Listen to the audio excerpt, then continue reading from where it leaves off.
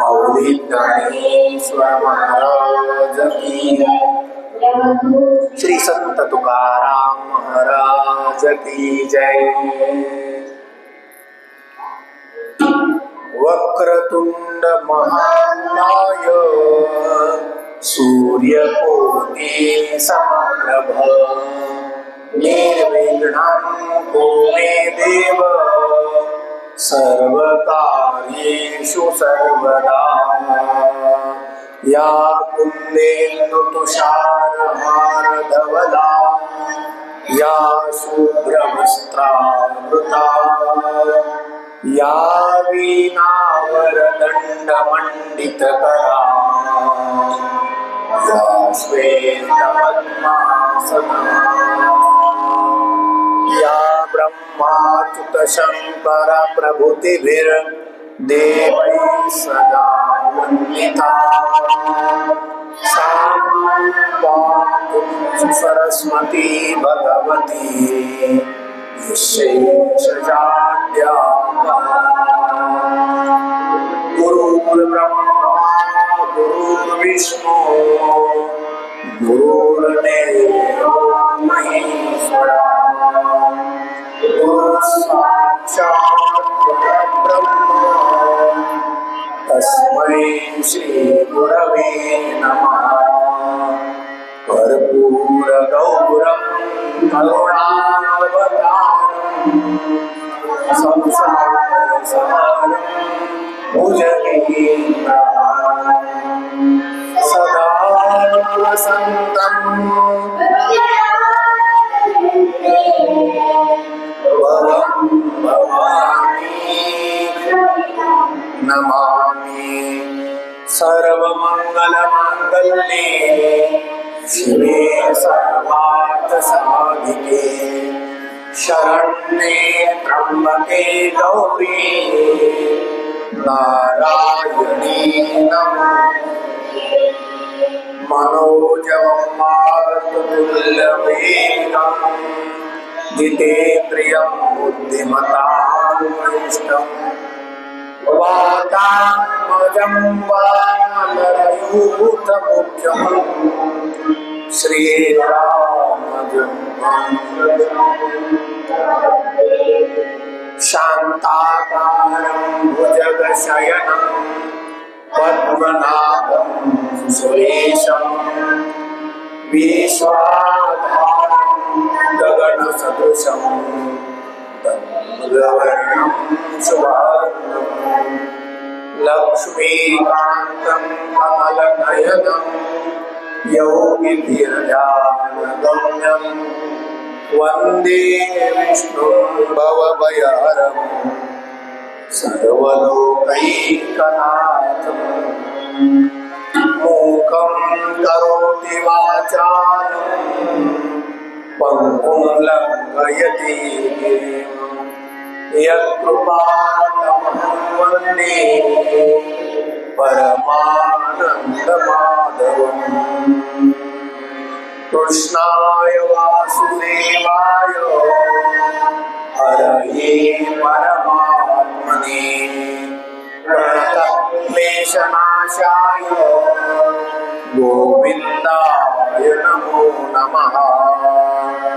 वसुदेवसुतं देवं कंसचाणूरमर्दनं देवकी परमानन्दं कृष्णं वन्दे जगद्गुरुं। कृष्णं वन्दे जगद्गुरुं कृष्णं वन्दे।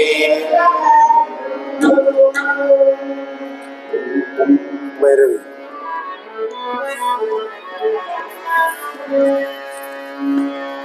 ध्येयं सदा परिभवग्नमभीष्टदोहम् तीर्थास्पदं शिवविरञ्चिनुतं शरण्यम् भृत्यारतिहं प्रणतपालभवाब्धिपोतम् वन्दे महापुरुषते चरणारविन्दम् वशी विभूषितनरा नवनीरदाभा पीताम्बरा तरुणबिम्बफलादरोष्टा पूर्णेन्दु सुंदर मुखा गरविंद नेत्रा कृष्णा परम किमपि तत्त्वमहं न जाने नारायणं नमस्कृत्य नरं चैव नरोत्तमम् देवीं सरस्वतीं व्यासं ततो जयमुदीरये सीतानाथ समारम्भां श्रीरामानन्दार्य मध्यमाम् अस्मदाचार्य पर्यन्तां वन्दे गुरु परम्पराम् गौरांगं रसमयं नित्यं रसाचार्यं रसोत्सुतं श्रीराम हर्षण देवाख्यं सद्गुरु प्रणमाम्यहम्। जय जय श्री राधा रमण जय जय नवल किशोर जय गोपी चित्त चोर प्रभु जय जय माखन चोर। गोपाल कृष्ण भगवान की। सर्वांनी प्रेमपूर्वक भजन करायचे।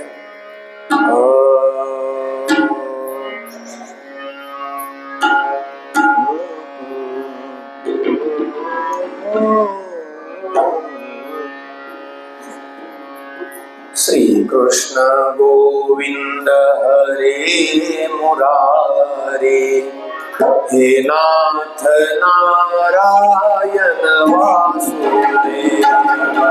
श्री कृष्ण गोविंद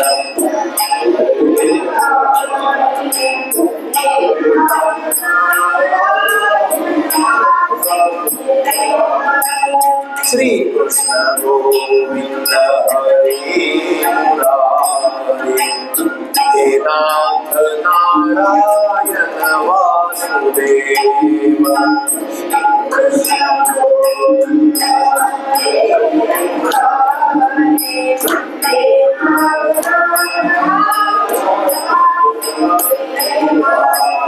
हे नाथ नारायण वासुदेव हे नाथ नारायण वासुदेव।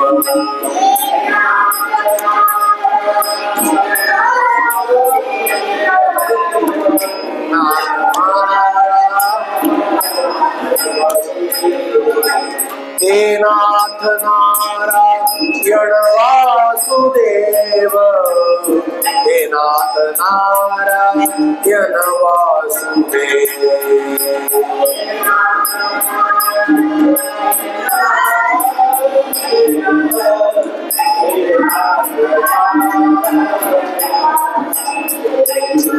श्री कृष्ण गोविंद हरे मुरारे हे नाथ नारायण वासुदेव।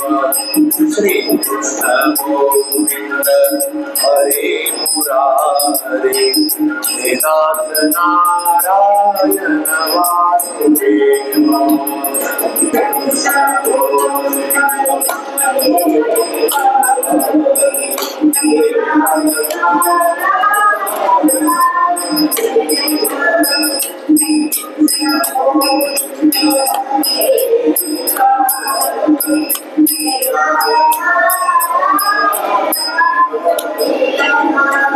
हे नाथ नारायण वासुदेव हे नाथ नारायण वासुदेव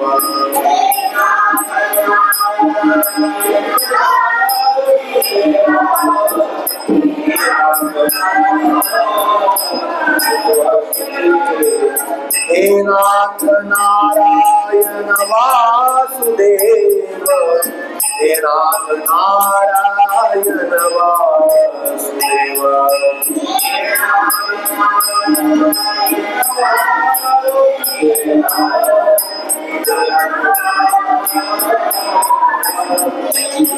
श्री कृष्ण गोविंद हरे मुरारी हे नाथ नारायण वासुदेव श्री कृष्ण गोविंद हरे मुरारी हे नाथ Narayan Vasudev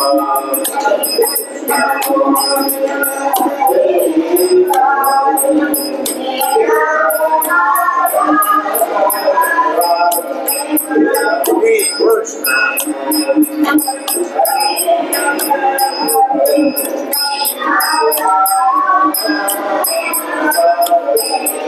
He Nath Narayana Vasudeva. He Nath Narayana Vasudeva.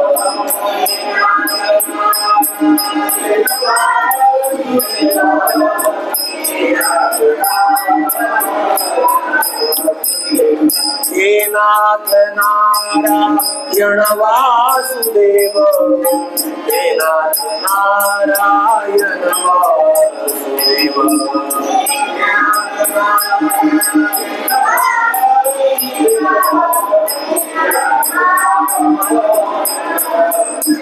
Hari Shri Krishna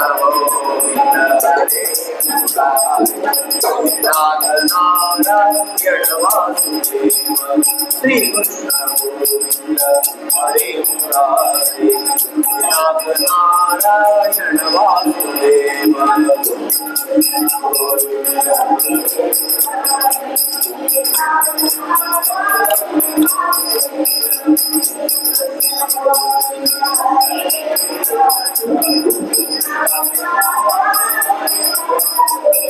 हे नाथ नारायण वासुदेव हे नाथ नारायण वासुदेव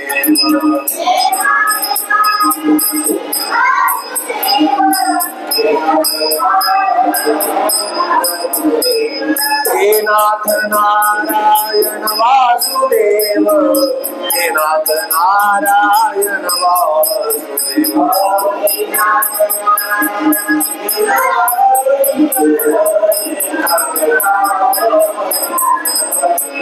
श्री कृष्ण गोविंद हरे मुरारी हे नाथ नारायण वासुदेव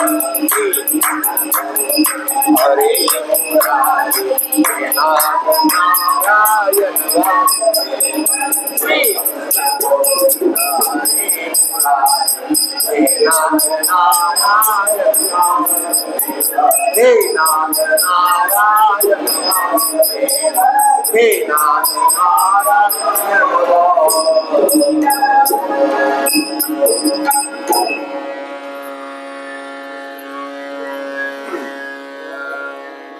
यमन देश देश देश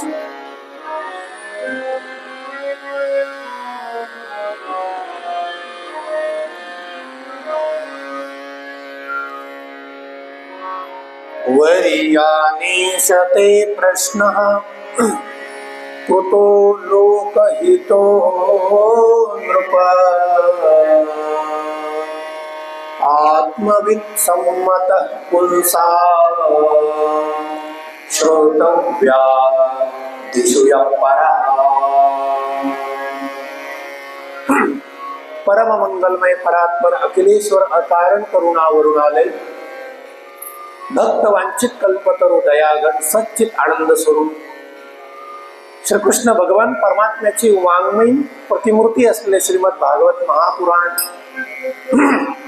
आणि या पुराणांतर्गत चालू असलेली ही श्रीमद भागवत कथा संगीतमय भागवत कथा आणि या कथेअंतर्गत या कथेमधील आज दुसऱ्या दिवसाला प्रारंभ होत आहे. कालच्या कथा भागामध्ये श्री भागवत महात्म्य आपण पाहिलं. त्याचबरोबर प्रथम स्कंदाची आपण सुरुवात केलेली आहे. त्या ग्रंथामध्ये धर्म प्रतिपादन केलेलं हेही आपण पाहिलेलं आहे. श्री शुक महाराजांनी व्यासांचं नमनही आपण बघितलेलं आहे. हे भागवत निर्माण कसं केलं, कोणी केलं, ते व्यास महर्षींची आणि नारदांची कथा काल आपण पाहिली. त्याचबरोबर ही कथा शुकाचार्यांनी राजा परीक्षितीला का सांगितली. फार मोठा धर्म सम्राट असलेला हा राजा परीक्षित, अर्जुनाचा पुत्र अभिमन्यू, अभिमन्यूची पत्नी उत्तरा आणि तिच्या पोटी जन्माला आलेला हा राजा परीक्षित म्हणजे अर्जुनाचा नातू. एवढा मोठा चक्रवर्ती सम्राट राजा, त्याला भागवत कथा ऐकण्याची गरज का पडली, तीही काल आपण कथा पाहिलेली आहे. की तो राजा शिकारीला गेला, तहान लागली, एका शमीक ऋषीच्या आश्रमामध्ये गेलेला आहे आणि शमीक ऋषी ध्यानस्थ बसले होते. त्यांना काही खबर नाही आपल्या दारात कोण आले आणि कोण नाही. माझ्या राजाचा अपमान केला. राजाला राग आला.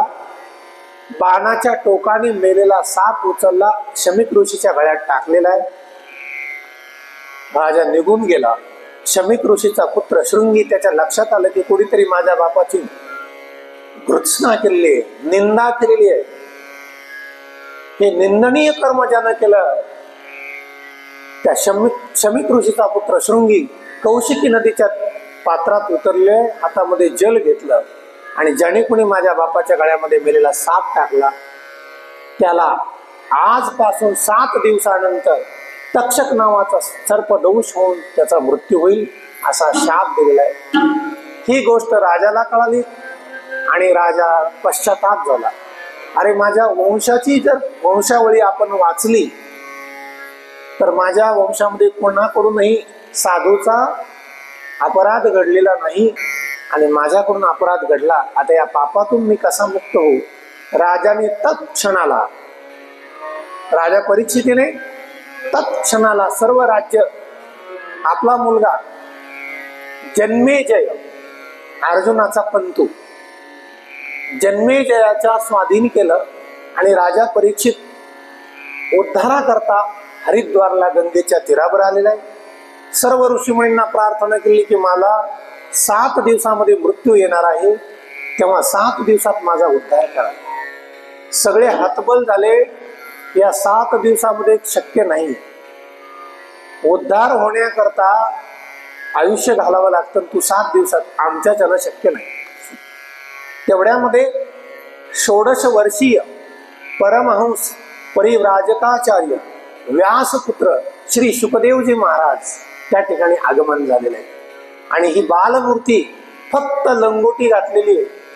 आल्याबरोबर सगळ्यांनी त्या बालवेशधारी शुकाचार्यांना प्रणाम केलेला आहे. दिसायला मूर्ती लहान, पण सगळे वयोवृद्ध, तपोवृद्ध, ज्ञानवृद्ध साष्टांग प्रणिपात करतात. याचा अर्थ कुणीतरी मोठी विभूती आहे. राजा तत्परतेनं त्या शुकाचार्यांच्या चरणावरती त्याने दंडवत घातलेलं आहे आणि महाराज माझा उद्धार करा, कारण माझं मरण फक्त 7 दिवसावर आलेलं आहे. या 7 दिवसामध्ये काय होईल तेवढा माझा उद्धार करा. मला तर शक्य वाटत नाही 7 दिवसामध्ये, कारण 7 दिवसामध्ये माणसाला उद्धार होईल शक्यच नाही. आणि म्हणून मला काहीतरी तुम्ही करून माझा उद्धार करा. श्री शुकदेव भगवान म्हणतात, राजा मी आत्ताच आलेलो आहे, थोडं मला बसू दे. अहो पण मला वेळ कमी आहे, 7 दिवस. त्यावेळेस शुकाचार्यांनी सांगितलं, राजा 7 दिवस म्हणजे पुष्कळ झाले. 7 दिवस म्हणजे पुष्कळ झाले. कधी कधी काय असतं, एखादा डॉक्टर पार गेलेले पेशंट जर असेल, अनेक दवाखान्यातून रिटर्न आलेले आणि एखाद्या मोठ्या डॉक्टराकडे गेलं तर त्या डॉक्टरांना त्याला जसा मानसिक धीर द्यावा तुम्हाला काहीही झालेलं नाहीये. हे काय असतं? मानसिक आधार. तुम्हाला काहीच झालं नाही असं जर आपल्याला डॉक्टरने म्हटलं तर आपला अर्धा आजार बरा झाल्यासारखा वाटतो. नाही तर आजार कमी आणि भीती जास्त घातली तर ते पेशंट कदाचित बीपी वाढून जाग्यावरच संपायला वेळ लागत नाही. पण काही काही हुशार डॉक्टर असतात, पार वाया गेलेलं पेशंट जरी असलं तरी डॉक्टर म्हणतात, हे बघा तुम्हाला काही झालेलं नाहीये, तुमच्यापेक्षा पार वाया गेलेले पेशंट आम्ही दुरुस्त केलेले आहेत, हे तर आमच्या पुढे काहीच नाही. आणि असं ऐकल्यानंतर त्या पेशंटला अगदी बरं वाटतं. आणि हीच गोष्ट शुकाचार्यांनी राजा परीक्षितीला सांगितली. 7 दिवस, अरे खूप झाले. एका तासामध्ये खटवांग राजाचा उद्धार झालाय, तुला तर 7 दिवस आहे. श्रीराम प्रभूच्या वंशामध्ये खटवांग नावाचा एक राजा झाला होता. त्या काळामध्ये देवाचं आणि दानवांचं युद्ध झालं, देवांचा पराभव झाला. त्यावेळेला खटवांग राजाने देवादिकांना साथ दिली, त्याच्यामुळे पुन्हा देवांचा विजय झाला.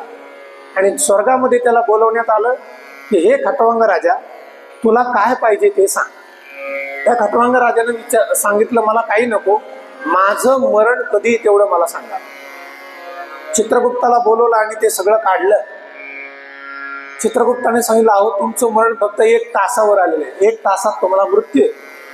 मला 1 तासानंतर मृत्यू आहे असं कळल्याबरोबर स्वर्गातून दिव्य रथ घेतलेला आहे, हरिद्वारला गंगेच्या तीरावरती आले आणि तिथे ध्यानस्थ बसलेले आहेत. ध्यानस्थ बसल्याबरोबर 1 तासामध्ये खटवांग राजाला मुक्ती प्राप्त झालेली आहे. म्हणजे 1 तासामध्ये जर माणूस मुक्त होतो, त्याला मोक्ष मिळतो. तुझ्याकडे तर 7 दिवस आहे. कमी झाले का 7 दिवस? खूप झाले. आणि म्हणून शुकाचार्य म्हणतात, राजा परीक्षिती घाबरू नको. तू जो प्रश्न मला विचारलेला आहेस, मरणासन्न माणसाने काय करावं, ज्याचं मरण जवळ आलेलं आहे अशा माणसाने काय केलं पाहिजे, लक्षात ठेवा. म्रियमाणस्य किम कर्तव्यम, मरण समोर येऊन ठेवलेल्या अशा वेळेला काय केलं पाहिजे, हा प्रश्न अतिशय सुंदर आहे.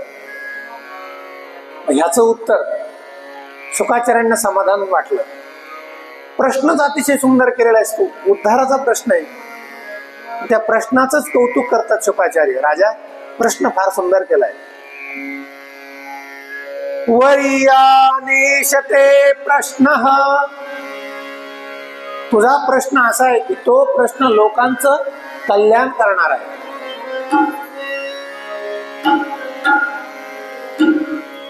कारण आजकाल माणसं प्रपंचामध्ये व्यस्त आहेत.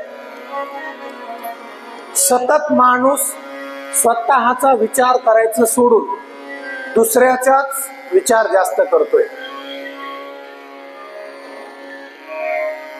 मी गेल्यानंतर माझ्या पश्चात माझ्या कुटुंबाचं काय होईल, माझ्या पत्नीचं काय होईल, माझे मुलं कसे जगतील, माझे नातू कसे जगतील, सगळा विचार माणूस स्वतः उद्धाराचा विचार करण्यापेक्षा दुसऱ्याचा विचार जास्त करतो.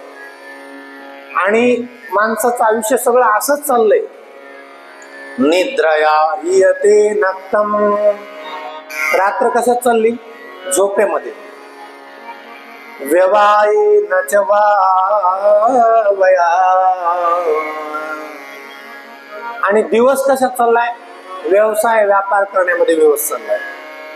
दिवा चारते हया राजन कुटुंब भरणे नवा, आणि ते कुटुंब पोषण्यातच माणसाचं आयुष्य चाललेलं आहे. माणसाला स्वतःचा अंतर्मुख होऊन विचार करायला वेळ नाही. कधीतरी माणसाने विचार केला पाहिजे की मी का जन्माला आलो, मी कुठे जन्माला आलो, आणि मला जन्माला आल्यानंतर काय करायचंय, मला जायचंय कुठं, आणि हे सगळं मी काबड कष्ट करून मी कमवलं काय, हा थोडा तरी एक दिवस माणसाने अंतर्मुख होऊन विचार केला पाहिजे स्वतःबद्दल. नेहमी माणूस दुसऱ्याचा विचार करतो. श्री शुकाचार्य म्हणतात, राजा तुझा प्रश्न अतिशय मला आवडलेला आहे. मरणासन्न माणसाने, ज्याचं मरण जवळ आलेलं आहे, त्यानं काय करायचं ऐक. तस्मात् भारत सर्वात्मा भगवान ईश्वरो हरिः श्रोतव्यः कीर्तितव्यश्च स्मर्तव्यश्चेच्छता भयम्.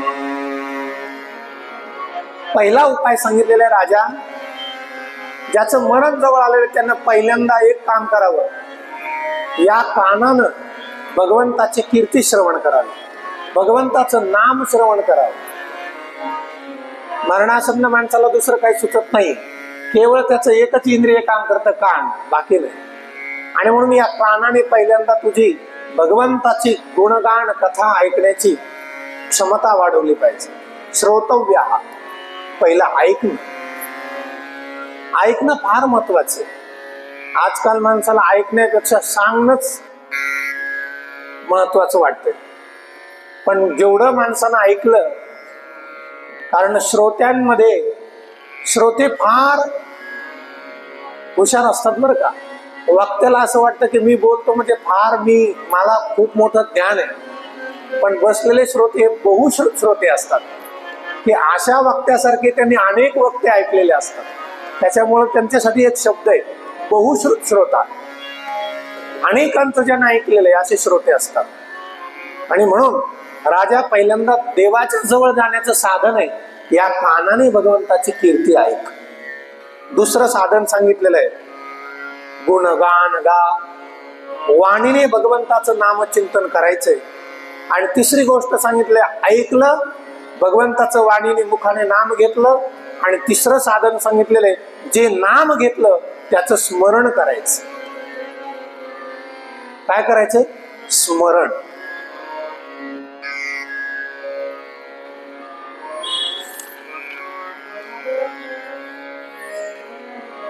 कथा कीर्तन ऐकायला बसताना कसं बसावं, तो विधी काय? राजाला कथा सांगायची, त्याला पहिल्यांदा आधी तयार केलं पाहिजे. कुणापुढे कधीही ज्ञान पाजळून जमत नसतं.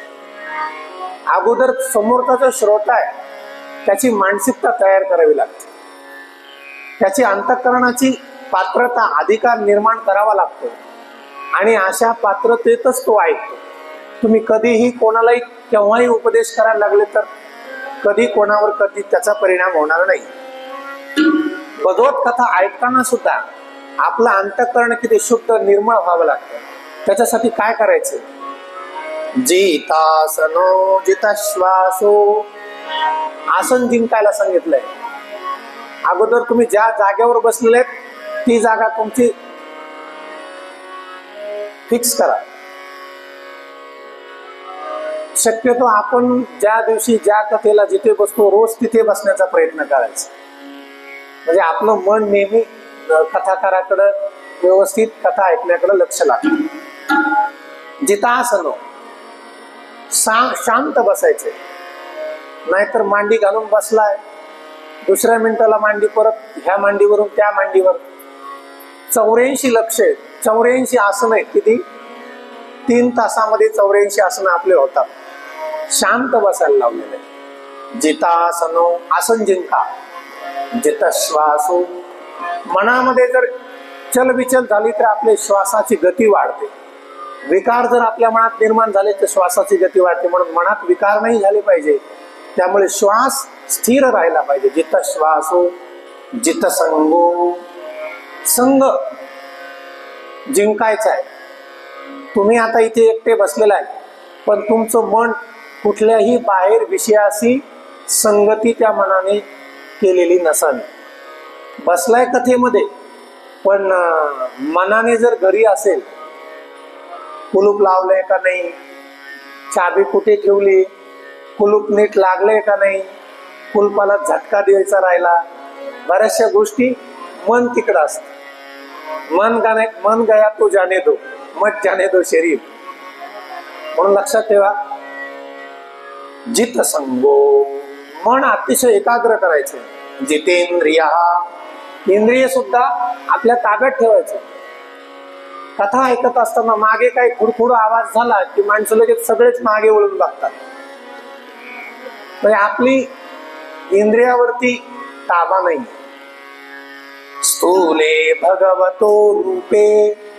आणि पहिल्यांदा आपल्याला निर्गुण निराकार परमात्म्याचं चिंतन घडणार नाही, तर समोर जी परमात्म्याची मूर्ती तुमच्या समोर असेल, स्वामीजींची मूर्ती आहे, ती स्थूल आहे, म्हणजे ती सगुण साकार आहे, तिला आकार आहे, म्हणून आपले डोळे ते आकाराकार करायचे. स्थूले भगवतो रूपे मनसंधारे धिया. आणि मन बुद्धी यांचा मेळ घालून त्या जी कथा तुला ऐकायची त्याच्याशी तुला समर्पण करायचं. हा सगळा विषय अगोदर सांगितला, कारण एखाद्या लोखंडावर तुम्हाला जर काम करायचं असेल तर अगोदर त्या लोखंडाला काय केलं जातं?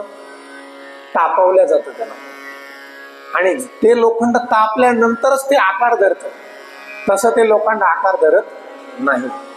तसं लहान मुलाला सुद्धा त्याला अगोदर त्याची वृत्ती तयार करावी लागते. अंतःकरणाची स्थिती, त्याची पात्रता, त्याचा अधिकार आपल्याला निर्माण करावा लागतो, आणि मग तुम्ही त्याला कुठली गोष्ट सांगा ते लगेच ऐकतं.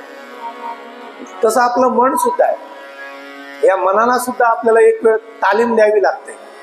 सैरवैर पळणारं मन हे तुमच्या परमार्थाच्या कुठल्याच कामाला येणार नाही.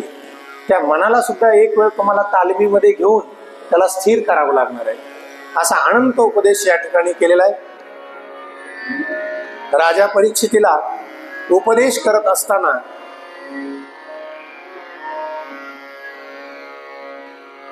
ध्येयं सदा परिभवग्नमभीष्टदोहम्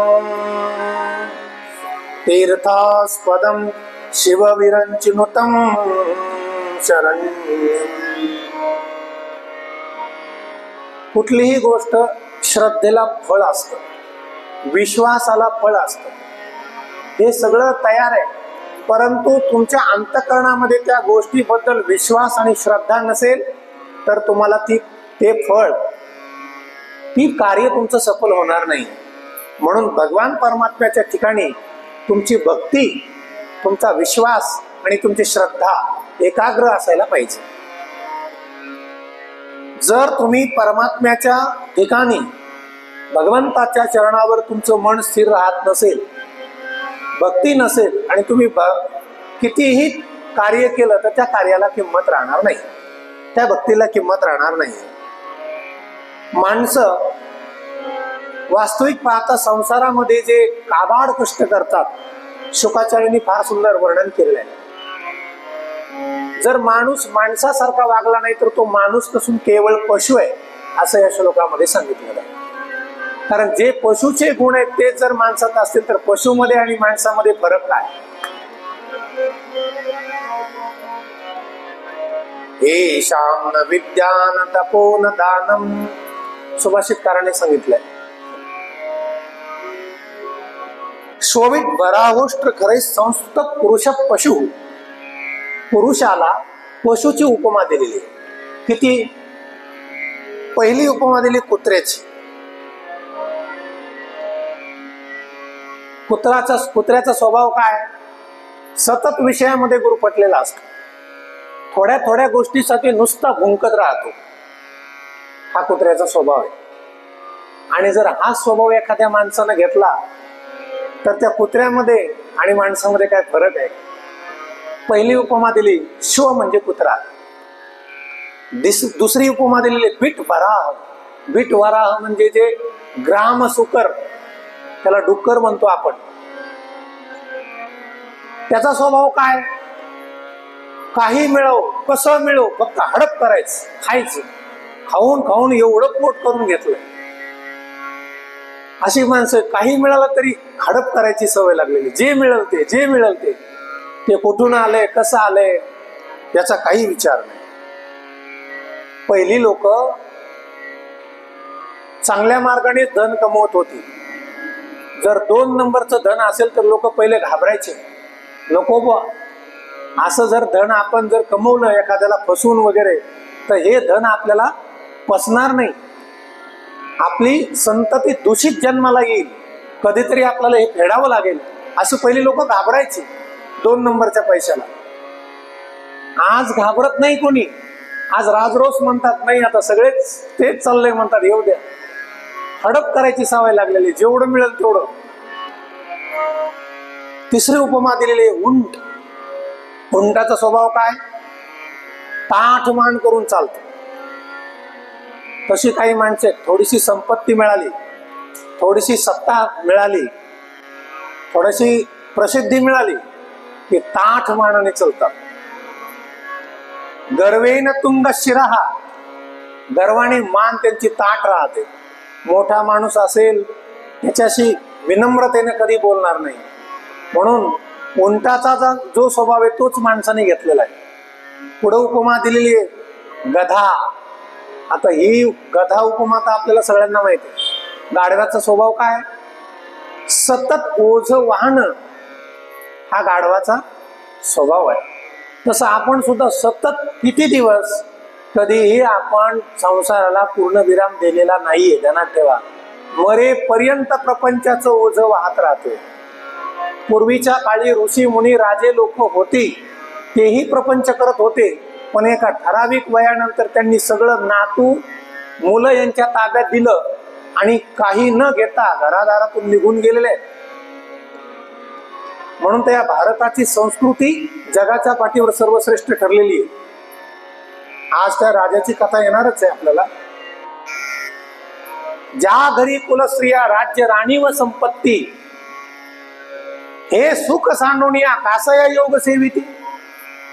ज्या घरामध्ये राज्य राणी व संपत्ती, राणी व म्हणजे काहीच कमी नाही गोवा, अतिशय सगळं व्यवस्थित आहे. दास दासी नोकर नोकराणी, जमीन स्थावर मालमत्ता सगळं भरपूर आहे. मुलं सुद्धा आज्ञाधारी आहे, पत्नी सुद्धा आज्ञाधारी आहे. मग एवढं सगळं अनुकूल असून सुद्धा त्या सगळ्यांवरती लाथ मारून वनामध्ये जाऊन योग सेवन करणं हे काय सामान्य माणसाचं काम नाही. आपण घराबाहेर त्याच वेळेला निघतो ज्यावेळेस घरातून आपल्याला प्रतिकूल परिस्थिती निर्माण होते, त्यावेळेला माणसाला परमार्थ जास्त आठवतो. सुनांचे बोलणे, मुलांचं बोलणं ज्यावेळेस आपल्याला टोचतं त्याच वेळेला आपल्याला घर सुटायला थोडं थोडं सुरुवात होते. पण ज्याचं सर्व चांगलंय तरी सुद्धा त्यानं सगळ्यावरती ढोकळ्या एवढा पूज्य ठेवला आणि वनामध्ये निघून गेले. ही आमच्या भारताची संस्कृती आहे. म्हणून भारतामध्ये त्याच व्यक्तीचं नाव आहे ज्यानं आपल्या जीवनामध्ये त्याग केलेला आहे. त्याग प्रधान संस्कृती आमच्या देशाची. कोणाचंही नाव नाही कोरल्या जात. वैराग्य संपन्न जगद्गुरु तुकोबा यांचं नाव आहे. ज्यांनी ज्यांनी त्याग केला त्याच पुरुषांचं नाव आहे. आणि म्हणून भारताच्या कुठल्याही कान्याकोपऱ्यात जा, असं म्हणतात, तिथली माती जर तुम्ही उचलली आणि नाकाला लावली तर भक्ती आणि त्यागाचाच सुगंध येणार, दुसरा सुगंध येणार नाही. या देशामध्ये कुठल्याही कान्याकोपऱ्यात जा, ज्या व्यक्तीने त्याग केला त्याचीच कीर्ती तुम्हाला ऐकायला येणार आहे. म्हणून जीवनामध्ये त्याग अत्यंत महत्वाचा आहे. म्हणून आपलं जीवन आपण पशुसारखं करून ठेवलेलं आहे. बिले बतोरो क्रम विक्रमान ये न शृण्वत कर्णपुटे नरस्य. ज्या कानांनी तुम्ही भगवत कथा कधी श्रवण केली नाही ते कान नाहीये, ते सापाचे बिळेत म्हणून सांगितलंय. जिह्वा सती दार्दुकमेव सूत न चोपगायत्युरुगाय गाथा. ही जीभ जर कधीही भगवंताचं नामचिंतन करत नसेल, कधीही भगवंताचं नाम घेत नसेल तर ही जीभ नाहीये, हे बेडूक आहे. बेडूक नुसतं डराव डराव काय उपयोग आहे? आयुष्यभर नुसती बडबड केली, काय निष्पन्न काय झालं? कधीतरी भगवंताचं नाम घेऊन सार्थक आपण केलं पाहिजे. आणि असं जो माणूस कधी परमार्थ करत नाही अशासाठी पशुची उपमा या ठिकाणी शुक्राचार्य देतात. राजा म्हणतो, महाराज तुम्ही मला भागवत कथा सांगायला सुरुवात केली, पण माझा एक प्रश्न असा आहे की भगवान परमात्म्याने ही सगळी सृष्टी कशी निर्माण केली? प्रारंभ कसा झाला या सृष्टीचा? सर्वात अगोदर कोण जन्माला आला?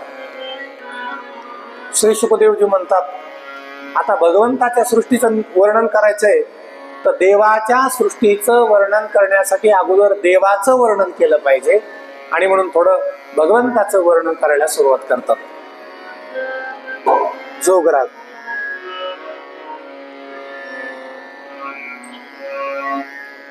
भगवंताने सृष्टी निर्माण केलेली आहे, पण त्या अगोदर देवाची सृष्टी देवाने जी निर्माण केलेली आहे त्यासाठी भगवंताचं वर्णन करणं गरजेचं आहे.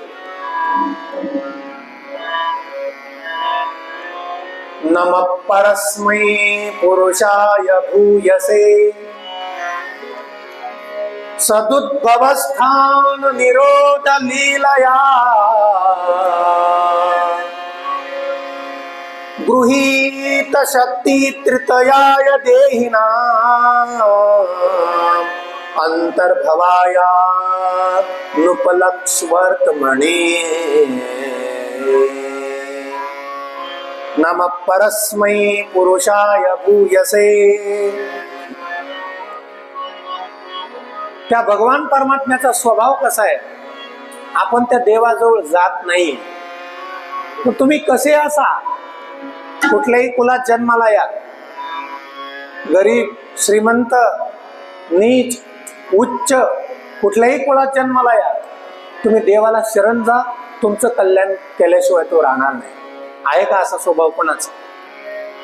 आपण ज्याच्या जवळ जाऊ तो अगोदर त्याचा स्वार्थ पाहतो, मग आपल्याला काहीतरी देतो, पण देव कधी स्वार्थ पाहत नाही, असा भगवंताचा स्वभाव आहे.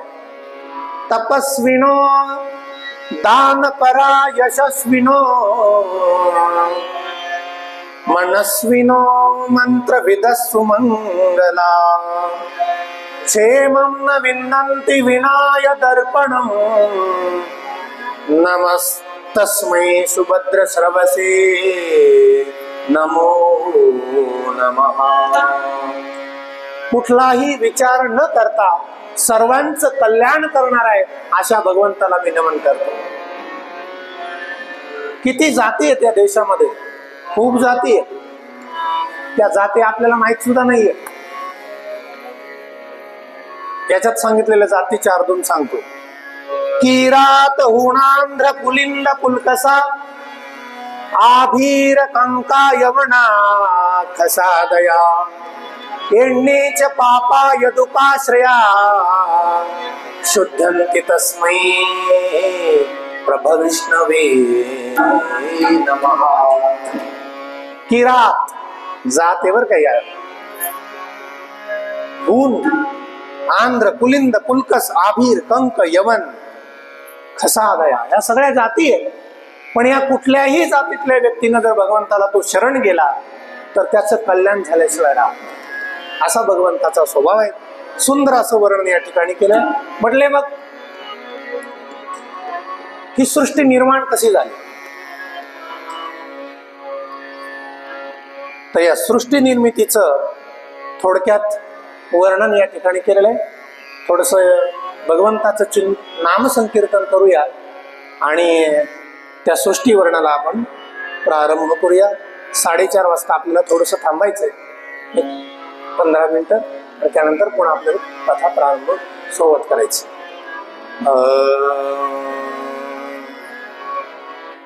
जय जय राधा रमण. सर्वांनी भजन म्हणायचं. जय जय राधा रमण हरि बोल. जय जय राधा रमण हरि बोल.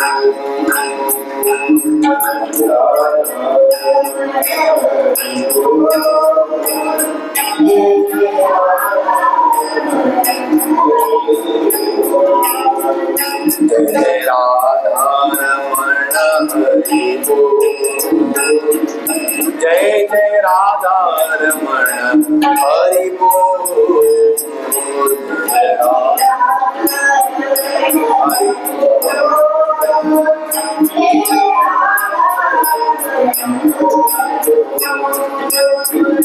जय जय राधा रमण हरि बोल. जय जय राधा रमण हरि बोल.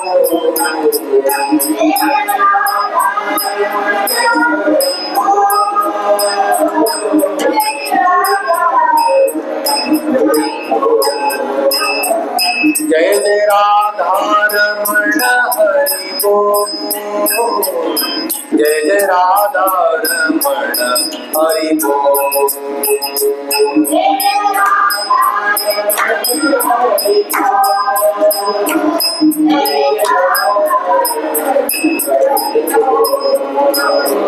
जय जय राधा रमण हरि बोल। जय जय राधा रमण हरि बोल। जय जय राधा रमण हरि बोल। जय जय राधा रमण हरि बोल। जय जय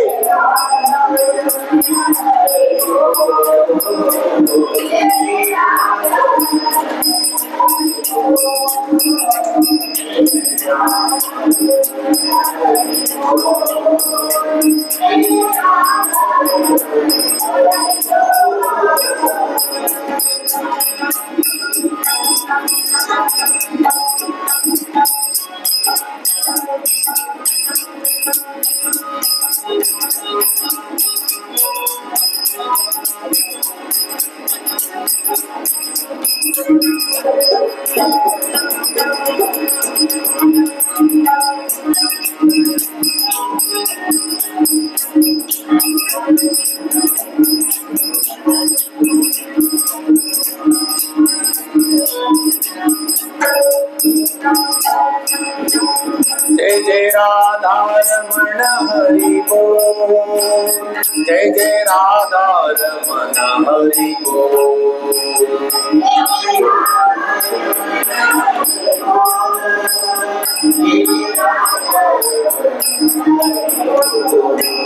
जय जय राधा रमण हरि बोल।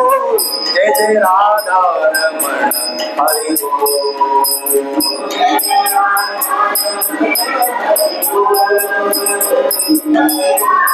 बोल।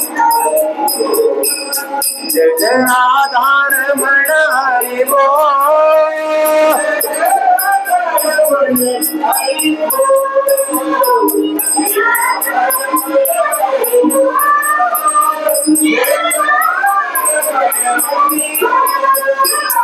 जय जय राधा रमण हरि बोल। जय जय रमण हरि बोल। जय जय राधा रमण हरि बोल।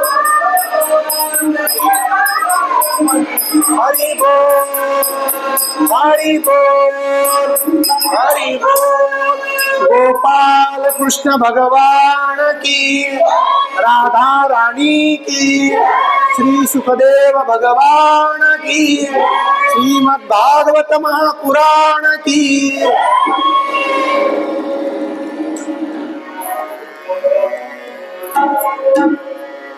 राजा परीक्षितीने विचारलेलं आहे, महाराज या सृष्टीची निर्मिती कशी झाली?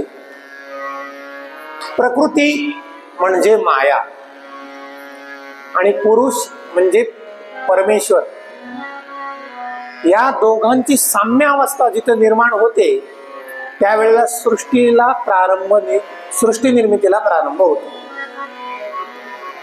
एकटा पुरुष सृष्टी निर्मिती करू शकत नाही आणि एकटी स्त्री सुद्धा निर्मिती करू शकत नाही. पुरुष आणि प्रकृती या दोन्हीची साम्यावस्था प्राप्त होणं, त्याच वेळेला सृष्टीची निर्मिती होते. पुरुष म्हणजे परमात्मा. ज्या वेळे परमात्म्याला मायेचं दर्शन घडतं त्यावेळेस त्याच्या मनामध्ये विकल्प तयार होतो, चंचलता तयार होते आणि तो पुरुष परमेश्वर त्याच्या ठिकाणी प्रजानिर्मितीचं सामर्थ्य निर्माण होऊन तो त्या मायेद्वारे सृष्टी निर्माण करतो.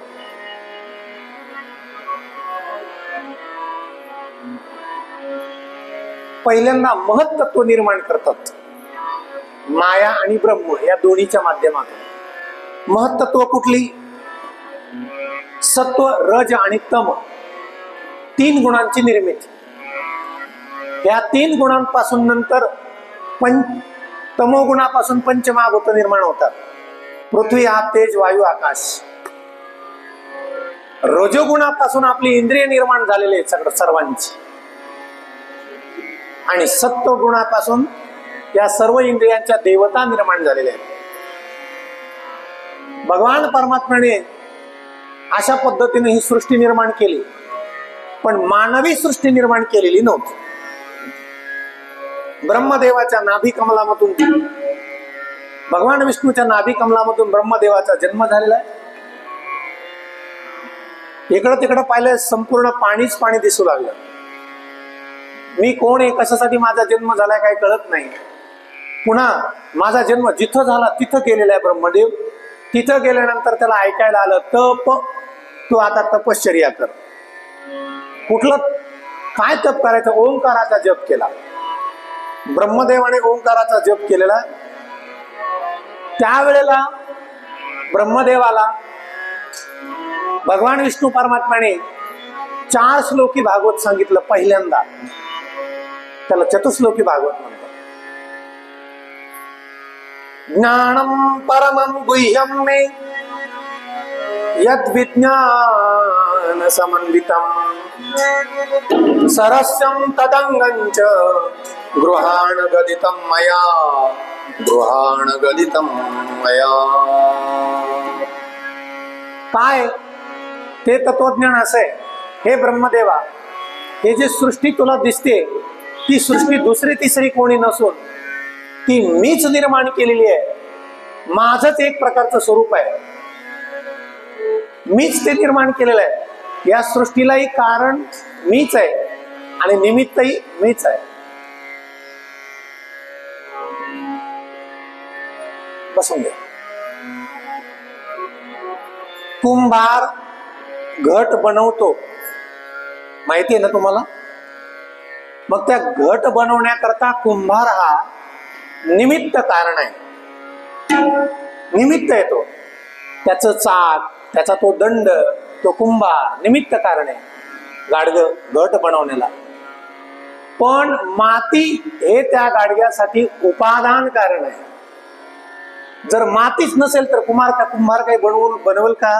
नाही बनणार, नाही बनवणार. कशाचं बनवलं? म्हणजे निमित्त कारण वेगळं आणि उपादान कारण वेगळं आहे.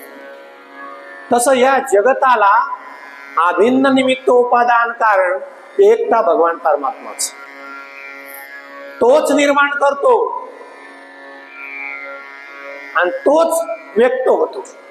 परत त्याच्याच पोटामध्ये सगळं जात. ज्या वेळेस सृष्टीचा प्रलय होतो, सगळीकडे पाणीच पाणी होतं. नंतर ही सगळी बीज कुठं असतात? माणसाची, पशुची, झाडांची, ही सगळी बी 84 लक्ष योनी यांची बीज कुठं असतात? ही सगळी बीज परमात्मा आपल्या पोटामध्ये साठवून ठेवतो. आणि पुन्हा ज्या वेळेस सृष्टी निर्माण करायची त्यावेळेस ही सगळी बीज बाहेर काढतो. तुम्हाला तो कोळी नावाचा एक कीटक असतो बघा, कोळी, है ना. तो असे तार बनवतो, तार असा असा असा असा फिरतो, परत वर जातो. ते जे निर्माण करतो ना जाळं, ते कुठून निर्माण करतो? बाहेरून कुठूनही मटेरियल आणत नाही येतो. तो त्याच्या आतलीच लाळ बाहेर टाकतो, त्याचं जाळं बनवतो.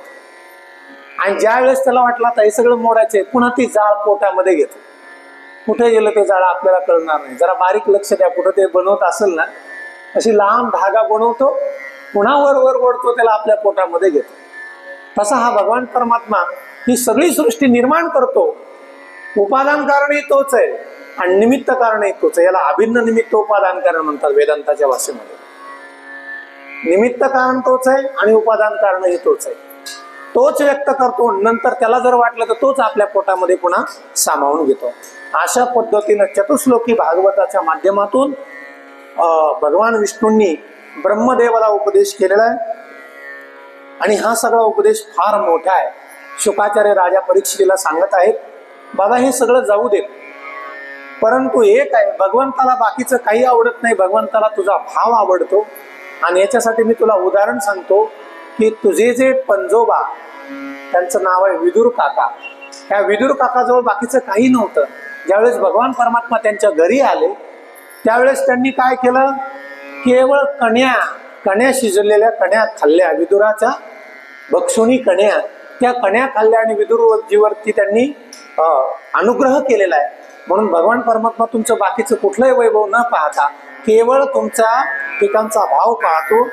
प्रेम प्रेम का भूखा हूं मैं और प्रेम ही एक सार है, प्रेम से मुझको भजो तो भव से बेड़ा पार है. अशा पद्धतीने भक्ती कशी करावी असा उपदेश राजा परीक्षितीला केलेला आहे. आणि इथे द्वितीय स्कंदाला पूर्ण विराम दिलेला आहे. तृतीय स्कंदाला सुरुवात झालेली आहे. तृतीय स्कंदामध्ये सुरुवात करत असताना राजा परीक्षित म्हणतो, महाराज माझे आजोबा, माझे पंजोबा विदुर काका एवढे भगवंताचे परमश्रेष्ठ भक्त होते, तर मला त्यांचं थोडंसं चरित्र ऐकायचे, थोडंसं मला त्यांचं चरित्र सांगा. आणि मग ते चरित्र सांगायला सुरुवात केलेली आहे. पुरिया धनश्री, पुरिया धनश्री. महाभारताचं युद्ध तुम्हाला माहिती आहे. त्याच्या अगोदर कौरव आणि पांडव, धृतराष्ट्र त्याला 100 मुलं आहेत. मोठा मुलगा आहे दुर्योधन, धृतराष्ट्राचा भाऊ पंडुराजा त्याला 5 मुलं आहेत. भीम, अर्जुन, नकुल, सहदेव, युधिष्ठिर. यांच्यामध्ये वाटाघाटी राज्याची करायची होती. हे राज्य अर्ध आम्हाला द्या, पण देणार नाहीये. किमान 5 गावं द्या, नाही देणार. 5 गावच काय, सुच्च माग्रम दास्यामी विना विद्येन केशव, सुईच्या टोकाच्या अग्रभागावर जेवढी जमीन बसल तेवढी सुद्धा आम्ही तुला देणार नाहीये. असं ज्यावेळेस कौरवांनी सांगितलं, त्यावेळेला काय करायचंय की यांना जर पूर्ण जमीन द्यायची नाही तर मग युद्ध हे अटळ झालेलं आहे असं लक्षात आलं. त्या दुर्योधनाला तर काही समजत नाहीये, पण किमान त्याच्या बापाला थोडं समजलं पाहिजे ना. म्हणून विदुर काका, त्यांचे जे सावत्र भाऊ आहेत, ते विदुर काका धृतराष्ट्राला समजून सांगायला गेले.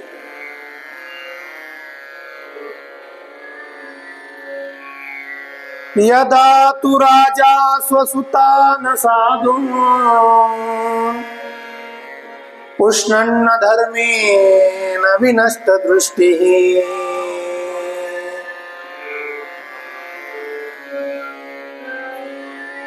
विनष्ट दृष्टी, माणसाची कधी कधी दृष्टी, हे 2 डोळे काय कामाचे नाहीये.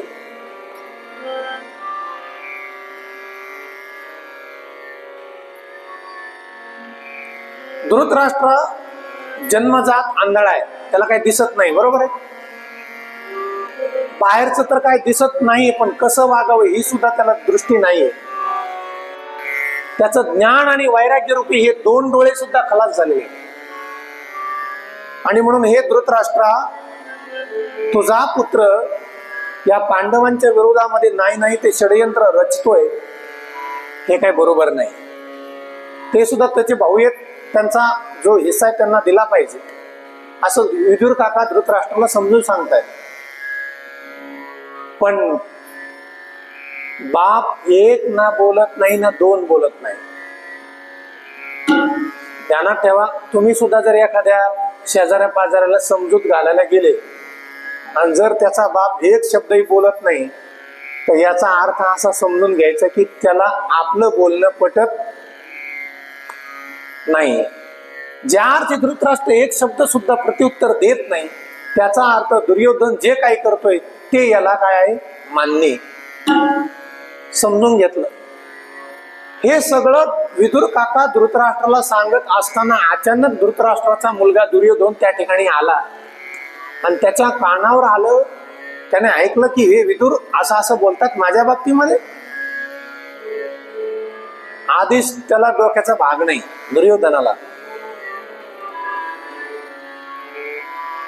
दुर्योधनाने सांगितलं, ओ काकाश्री, आमच्याच तुकड्यावर जगता आणि आम्ही आमची निंदा करता, आम्हाला नाव ठेवता.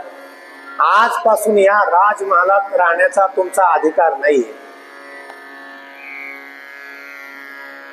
विदुरांनी सांगितलं ठीक आहे, जी चूक ती चूकच, मी राहील अगर नाही राहील, पण जे चुकतंय ते चुकतच आहे तुमचं. कधी कधी सचिव राजाला नाही पटलं तरी चालेल, पण सचिवानं खरं बोललं पाहिजे आणि राजानं सुद्धा त्या सचिवाचं ऐकलं पाहिजे. कधी कधी गुरुनं शिष्याला नाही पटलं तरी चालेल, पण खरंच बोललं पाहिजे. शिष्याला नाही पटलं तरी चालेल. कधी कधी डॉक्टरने पेशंटला खरंच बोललं पाहिजे, नाही पटलं तरी चालेल, पण खरं बोललं पाहिजे. जो राजा किंवा जो सचिव चुकीचं जरी असलं तरी नुसता होला हो करत असेल तर समजायचे त्या राजाचा विनाश आता लवकरात लवकर होणार आहे. जो गुरु शिष्याचा होला हो म्हणत असेल समजायचं शिष्याचा नाश थोडक्यातच आहे. जो डॉक्टर पेशंटला होला हो म्हणत असेल समजायचं त्या पेशंटचा सुद्धा नाश लवकरात लवकर आहे. त्यांना तेव्हा खरं ते खरं बोलायचं. आज विदुर काका सचिव आहे, खरं सांगितलं, राग आला, नाही पटत, ठीक आहे, निघालो. गळ्यातलं खांद्यावरचं धनुष्य जागेवर ठेवलं, तुझं माझं वैर संपलं, मी निघालो आत्मकल्याणाकरता. निघाले, गेले तर परत कधीच आले नाही. खूप वर्षानंतर गंगेच्या तीरावरती, यमुनेच्या तीरावरती उद्धवांची भेट झाली आणि उद्धवांनी विचारलं, आपल्या विदुरांनी उद्धवांना विचारलं, उद्धवजी अहो खूप वर्ष झाले, मला तिकडे दिल्लीला हस्तिनापुरामध्ये काय झालं मला माहित नाही, युद्ध कसं झालं मला काही माहित नाही, तुम्ही हे सगळं पाहिलंय, कसं झालं काय झालं सांगता का?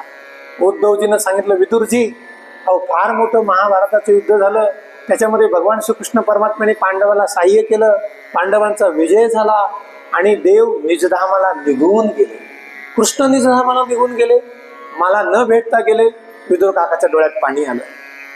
मी त्यांना एकदा बोलवलं होतं माझ्या घरी कण्या खाल्ल्या त्यांनी, परत माझी त्यांची भेट झाली नाही, आता मला कधी भेटतील देव?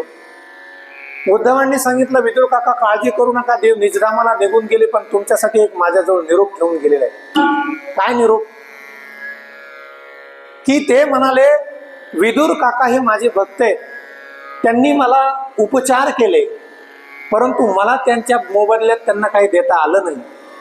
एक काम कर उद्धवा, जर तुला कधी काळी या विदुर काकाची भेट झाली तर ध्यानात ठेव, गंगेच्या तीरावरती एक मैत्रेय नावाचे ऋषी आहेत, त्यांना मी भागवत सांगितलेलं आहे, त्या विदुर काकाला म्हणाव की त्या मैत्रेय ऋषीची भेट घ्या आणि त्यांच्याकडून भागवत कथा श्रवण करा असं. आणि उद्धवजी निघून गेले. विदुर काका म्हणतात, आता हे मैत्री मला कुठं भेटतील? त्यांचा शोध घेत असता गंगेच्या तीरावरती मैत्रेय ऋषीची आणि विदुर काकांची भेट झाली. भेट झाल्याबरोबर आणि मग त्यांनी विचारलं, महाराज मला जो भगवंताने तुम्हाला जे भागवत सांगितलंय ते मला सांगा. मैत्रेय म्हणतात, अहो मी तुमचीच वाट बघतोय, तुम्ही कधी येता? आणि आता या दोघांची भागवत कथा त्या ठिकाणी संवाद आलेला आहे. मैत्रेय ऋषींनी विदुर काकांना भागवत सांगितलं. सुखाचं साधन काय? आजकाल सगळी लोक जे मरमर करतात कशासाठी? सुखासाठी करतात. पुढे धनाशय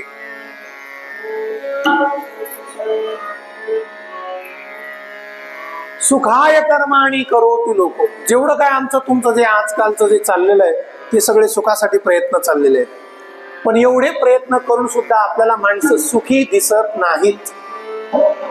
प्रत्येक जण दुःखी आहे. कोई तन दुखी, कोण शरीरानं दुखी, कोई मन दुखी, कोणी मनाने दुखी, कोणी धन बिन रहत उदास. सगळं ठीक आहे पण पैसा नाही म्हणून दुखी आहे. थोडे थोडे सब दुखी, सुखी राम के दास. थोडे थोडे सगळे दुखी आहेत पण सुखी भगवंताचे दास, म्हणून भगवंताचं दास व्हा, सुख मिळेल. भरपूर काही उपदेश या ठिकाणी मैत्रेय ऋषींनी विदुर काकांना केलेला आहे. आणि विदुर काका म्हणतात की मला जी भागवत कथा आहे ती भागवत कथा मला तुम्ही सांगा. आणि ही भागवत कथा सांगण्याकरता विदुर काका समोर बसलेले आहेत आणि मैत्रीय ऋषी आता या सृष्टीच्या संबंधातून, सृष्टी निर्मितीच्या संबंधातून त्यांना उपदेश करायला सुरुवात करतात. भगवान विष्णू नारायणाच्या नाभी कमलामधून ब्रह्मदेवाची निर्मिती झाली, भागवत महापुराण सांगते. आणि ब्रह्मदेवाच्या काही संकल्पनेतून मानस सृष्टी निर्माण झालेली आहे. त्याच्यामध्ये 4 सनकादिक ऋषींचा जन्म झालाय. सनक, सनंदन, सनातन आणि सनत कुमार हे सनकादिकांचा जन्म झालेला आहे. त्यांनी सांगितलं, ब्रह्मदेव म्हणाले, हे सनकादिकांना तुम्ही आता सृष्टी प्रजा निर्मिती करा. सनकादिक म्हणले, आम्हाला या भानगडीत पडायचं नाही. ते निघून गेले बद्रीनाथला नामचिंतन करण्याकरता. त्यामुळे ब्रह्मदेवाला राग आला. त्या ब्रह्मदेवाच्या रागामधून, या भ्रुकुटीमधून भगवान शंकराचा जन्म झाला. रुद्र प्रगटले. भगवान शंकराचा जन्म शिवजीला पाहिल्यानंतर सगळे घाबरले. कारण भोलेनाथ म्हणजे, त्या भोलेनाथांना सांगितलं तुम्ही आता प्रजा निर्माण करा. भोलेनाथांनी भूत, प्रेत, डाकिनी, पिशाचिनी हे सगळे असे निर्माण केले. थांबा थांबा म्हणले, असली सृष्टी निर्माण करू नका. त्यानंतर ब्रह्मदेवाच्या वाणीतून सरस्वतीचा जन्म झालेला आहे. ब्रह्मदेवाने 10 ऋषींना जन्म दिलेला आहे, म्हणजे मानस सृष्टीतून बरं का. मरीची, अत्री, अंगिरा, पुलस्त्य, पुलह, क्रतू, भृगु, वशिष्ठ, दक्ष आणि देवर्षी नारद हे ब्रह्मदेवाचे 10 मानस पुत्र म्हणून सांगितलेले. आपण जे लग्न जमवताना गोत्र पाहतो ना, गोत्र, बरोबर आहे ना, ते 7 ऋषींचं गोत्र आहे, ते हेच आहे. कश्यप, पराशर, ह्या गोत्रानुसार आपण आपलं विवाह संबंध जोडल्या जातात. पण ब्रह्मदेवाचे हे मानसपुत्र, याच्यापासून पुढे प्रजा निर्मिती झालेली आहे. ब्रह्मदेवाच्या वाम भागापासून एक स्त्रीचा जन्म झालेला आहे, म्हणजे डाव्या भागातून. तिचं नाव आहे शतरूपा. आणि ब्रह्मदेवाच्या उजव्या भागापासून ज्या पुरुषाचा जन्म झाला त्याचं नाव आहे मनु. त्याला स्वयंभू मनु असं म्हणतात. मनु आणि शतरूपा या पृथ्वी तलावरले पहिले स्त्री आणि पुरुष, त्यांचं नाव आहे मनु आणि स्त्रीचं नाव आहे शतरूपा. आणि या मनु आणि शतरूपा या 2 पती पत्नींना सांगितलं की तुम्ही आता सृष्टी निर्माण करा. मनु महाराज म्हणले, अहो जिकडं तिकडं पाणीच पाणी आहे, सृष्टी दिसतच नाही, कुठं निर्माण करायची प्रजा? त्याच्याकरता काही जमीन पाहिजे का नाही, खडक पाहिजे का नाही? म्हणले जमीन कुठे? एक हिरण्याक्ष नावाचा राक्षस होता, आदितीपासून जन्माला आलेला. त्या हिरण्याक्षानं दितीपासून जन्माला आले, दितीपासून दैत्य जन्माला आले, आदितीपासून देव जन्माला आले. आणि त्या हिरण्याक्ष नावाच्या राक्षसानं ही पृथ्वी उचलली आणि तळागाळाला नेऊन ठेवली समुद्राची. म्हणजे तेवढी पृथ्वी तुम्हाला आम्हाला उपलब्ध करून दिली पाहिजे. आणि म्हणून भगवान परमात्मा त्यांना ब्रह्मदेवाने विनंती केली. त्यावेळेस ब्रह्मदेवाच्या नाकामधून एक छोटस वराह पिल्लू, सुवर जन्माला आलं. पाहता पाहता आकाशाला टेकलं, समुद्रात गेलेला आहे. पृथ्वी उचलली आपल्या शिंगाने आणि एका खडकावरती आणून ठेवली. त्यावेळेस त्या हिरण्याक्षाला राग आला. हा हिरण्याक्ष कोण होता? 1-2 मिनिटात तुम्हाला सांगतो. कश्यप नावाचे ऋषी ब्रह्मदेवाचे पुत्र, आता सांगितलेले. मरीचीचे पुत्र कश्यप, ब्रह्मदेवाचे मानसपुत्र मरीची, मरीचीचे पुत्र कश्यप. कश्यपांना 2 बायकात, एक दिती, दुसरी आदिती. हे भागवत म्हणजे असंच असतं बरं का, फार मोठ्या वंशवळी त्याच्यामध्ये. ब्रह्मदेवाचे मानसपुत्र मरीची ऋषी, मरीचीचा पुत्र कश्यप ऋषी. कश्यपाला 2 बायका, एक दिती, दुसरी आदिती. दितीपासून ज्यांचा जन्म झाला ते दैत्य आणि आदितीपासून ज्यांचा जन्म झाला ते देवता. एकदा काय झालं असं म्हणतात, त्या दितीनं खूप दिवस एकदा काय झालं, त्या दितीनं कश्यप ऋषीजवळ रती याचना प्रगट केली, रती याचना. त्यामुळे कश्यप म्हणाले, बघ दिती, ही जी वेळ आहे ती काय बरोबर नाही, कोणत्या वेळेला काय करावं याला शास्त्र आहे. संध्याकाळी तू संप्राप्ते चत्वारी कर्म वर्जेत, संध्याकाळच्या वेळेला 4 काम माणसाने टाळावेत, कधी करू नये. आहारम मैथुनम निद्रा स्वाध्यायात विशेषता, दिवस मावळायच्या वेळेला जेवण कधी करायचं नाही, मैथुन करायचं नाही, निद्रा घ्यायची नाही आणि अभ्यास सुद्धा करायचा नाही. हे संध्याकाळच्या वेळेला टाळायला सांगितलेलं आहे. आणि तुम्ही म्हणाल केलं तर काय होईल, त्याचा परिणाम असा आहे, आहारम जायते व्याधी, जेवण केलं तर तुम्हाला निश्चित व्याधी जडल्याशिवाय राहणार नाही, रोग. मैथुनम दुष्ट संतती, मैथुन जर केलं तर दुष्ट संतती जन्माला आल्याशिवाय राहणार नाही. निद्राम क्षीयते लक्ष्मी, संध्याकाळच्या वेळेला झोपल्यानंतर लक्ष्मीचा ऱ्हास होतो, लक्ष्मी निघून जाते आपल्या घरातली. आणि अभ्यास जर केला तर अभ्यास तर होतच नाही, पण विस्मरण होतं. म्हणून संध्याकाळच्या वेळेला 4 गोष्टी शास्त्रानं टाळायला सांगितलेल्या आहेत. दितीला सांगितलं, बाई ही वेळ चांगली नाहीये. दितीने आग्रह धरला, त्याचा परिणाम दितीला कालांतराने गर्भधारणा झाली आणि दिती घाबरली की अयोग्य वेळी माझी गर्भधारणा झालेली आहे, निश्चित आता दुष्ट संतती जन्माला येणार आहे. मग अशा वेळेला याला जन्म देण्याकरता ती घाबरली. तिने हजारो वर्ष त्या बालकांना जन्मच दिला नाही असं म्हणतो. आणि हजारो वर्ष आपल्या पोटामध्ये त्यांना सांभाळल्यामुळे त्या दितीचं तप वाढलं, सामर्थ्य निर्माण झालं तिच्या त्या गर्भामध्ये. आणि त्या बालकांचं सुद्धा, ते बालक सुद्धा सामर्थ्यवान झालेले आहेत. सगळ्यांनी विनंती केली की तू ताबडतोब तुझ्या मुलांना जन्म दे. काही कालांतराने त्या दितीने त्या बालकांना जन्म दिला. तर जन्माला आल्याबरोबर त्यांची काया, त्यांचं शरीर सुवर्णमय होतं. कसं होतं? सोन्याला संस्कृत मध्ये हिरण असं म्हणतात. काय? हिरण. आणि म्हणून एकाचे डोळे सोन्यासारखे होते म्हणून त्या मोठ्याचं नाव ठेवलं हिरण्याक्ष. ज्याचे डोळे सोन्याचे त्याला हिरण्याक्ष म्हणतात, आणि ज्याचं शरीर सोन्यासारखं होतं त्याला हिरण्यकश्यपू. असे 2 राक्षस त्या दितीच्या पोटी जन्माला आले.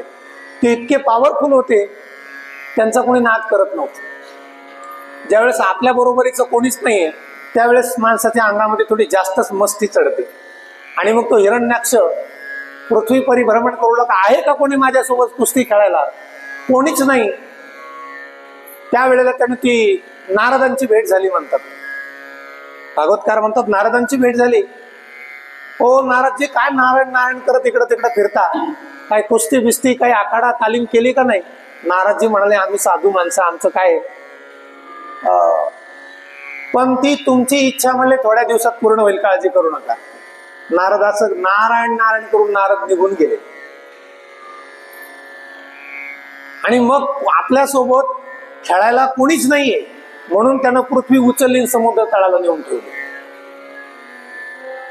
आणि मग ती पृथ्वीवर आणण्याकरता ब्रह्मदेवाने विष्णूकडे प्रार्थना केली. ब्रह्मदेवाच्या नाकामधून ते वराह भगवान विष्णूने अवतार घेतला. अति भव्य काया निर्माण झालेली आहे. आणि त्या वराहानं ती पृथ्वी उचलली, खडकावर आणून ठेवली. त्या हिरण्याक्षाने विचारलं, कोण रे तू? आणि मी नंतर सांगतो, अगोदर ही पृथ्वी मला खडकावर ठेवू दे. त्या दोघांचं युद्ध झालं महाराज. कसं युद्ध झालं? मिश्रमान युद्ध झालेलं आहे. आणि त्या युद्धामध्ये हालाहाल करून सोडलं, मारलं. त्या हिरण्याक्षाचा पराभव केलेला आहे. पण इतर देवदेवतांना काही शक्यता वाटत नव्हती. एवढा मोठा बलाढ्य हिरण्याक्ष आणि याला मारणं कसं शक्य आहे? त्यामुळे कुणी देवदेवता लवकर त्या भगवान वराहाची स्तुती करायला तयार नाही. जोपर्यंत खात्री होत नाही विजय कोणाचा झाला तोपर्यंत गुलाल कधी उधळायचा नाही. कारण वाटतच नव्हतं ह्या हिरण्याक्षाचा पराभव होईल म्हणून. पण ज्या वेळेस वराह भगवंताच्या लक्षात आलं की देव थोडे साशंकित आहेत, त्यावेळेस भगवंताने एक लाथ मारली. तो हिरण्याक्ष उलटा पडला, पुन्हा उठलाच नाही. आणि मग खात्री झाली की निश्चित आता हा मेलेला आहे, आणि मग सगळ्यांनी वराह भगवान विष्णूची स्तुती केलेली आहे. काय स्तुती केली वराह भगवंताची? यम योगिनो योग समाधिना रहो ध्यायन्ति लिंगा दसतो मुमुक्षया तस्यैष दैत्य ऋषभ पदाहतो मुखम मुखम प्रपश्यंस तन्मुत्ससर्ज. संस्कृत मध्ये वर्णन आहे, स्तुती संस्कृत मध्ये, आपल्याला वेळ कमी आहे. फार सुंदर वर्णन केलंय वराह भगवंताचं. नमो नमस्ते अखिल यज्ञ तंतवे स्थितो गृहीता मलसत्व मूर्तये दिष्ट्या हतोयं जगतां मरुन्तुदस् त्वत्पाद भक्त्या वयमीश निवृत्ता. भगवान परमात्मा, खरोखर आपण दयाळू आहात. त्या हिरण्यक्षाचा वध करून आम्हाला कृतार्थ केलं. नुसता त्या हिरण्यक्षाचा वध नाही केला, त्याचा वध केला आणि त्याचा सुद्धा तुम्ही उद्धार केलेला आहे. ज्याचा वध केला त्याला काही नरकात नाही टाकलं देवानं. ज्याचा मृत्यू भगवंताच्या हातून होतो त्याचा सुद्धा उद्धार होतो. आणि म्हणून असं सुंदर या ठिकाणी वर्णन केलेलं आहे. आणि मग पृथ्वी निर्माण झाल्यानंतर आता मनु महाराजाला आणि शतरूपाला ब्रह्मदेवाने आज्ञा केली, तुम्ही आता या पृथ्वीवरती सृष्टी निर्माण करा, मानवी सृष्टी निर्माण करा. या पृथ्वीवरचे पहिले स्त्री आणि पुरुष आहेत मनु महाराज आणि शतरूपा. या मनु महाराजापासून आपण सगळ्यांचा जन्म झालेला आहे. मनु महाराजापासून आपला जन्म झाला म्हणून आपल्याला मानव म्हणतात. मनु पासून आपली उत्पत्ती आहे म्हणून आपल्याला काय म्हणतात? मानव, मानवी सृष्टी. आणि या मनु आणि शतरूपापासून पुढची सृष्टी कशी झाली हे सगळं आपण पाहूया. तत्पूर्वी 1-2 मिनिटाचं भजन घेऊन 15 मिनिटाचा आपण काय घेऊया, विराम घेऊ. त्यानंतर बरोबर आपल्याला परत कथा वाचनाला सुरुवात करायची. सर्वांनी 1-2-5 मिनिटासाठी भगवंताचं भजन प्रेमपूर्वक करायचंय. हरी. ते कुठलं भजन काढलं सकाळी?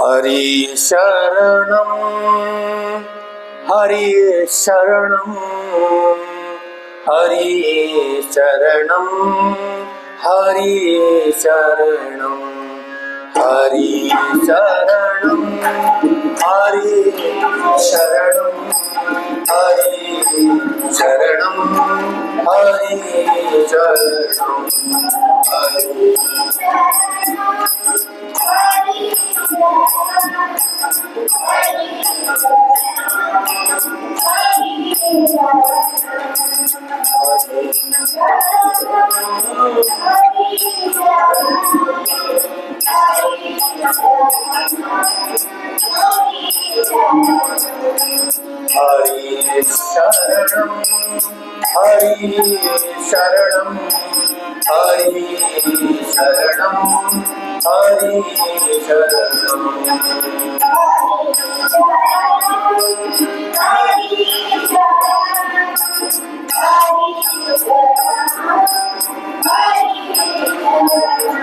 हरि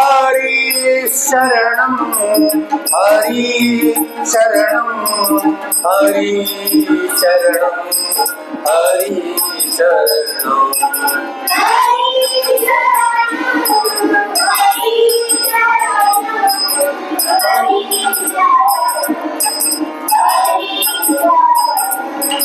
हरि शरणं हरि शरणं हरि शरणं हरि शरणं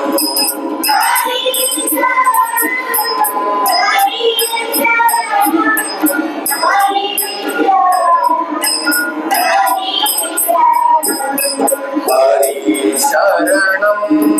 हरि शरणम हरि शरणम हरि शरणम बोला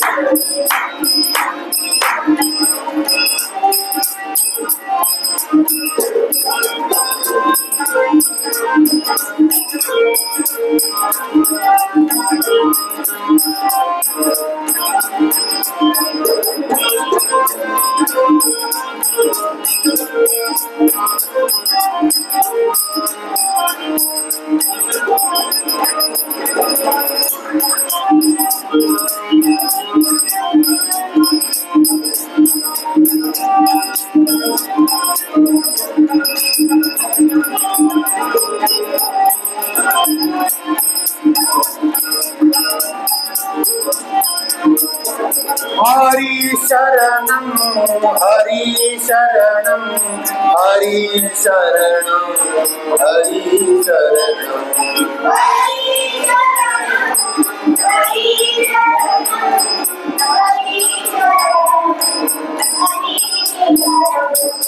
शरणम हरि शरणम हरि शरणम हरि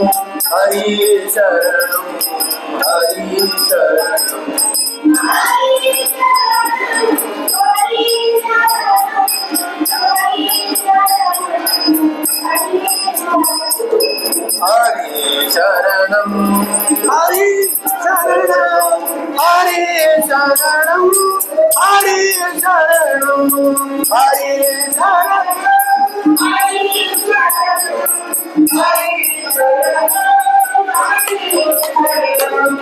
हरि शरणम हरि शरणम हरि शरणम हरि शरणम हरि शरणम हरि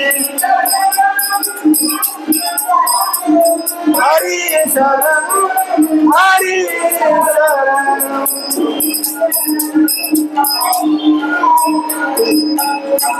गोपाल कृष्ण भगवान की राधा रानी की श्री सुखदेव भगवान की श्रीमद भागवत महापुराण की 15 मिनिटांसाठी पूर्ण विराम आहे.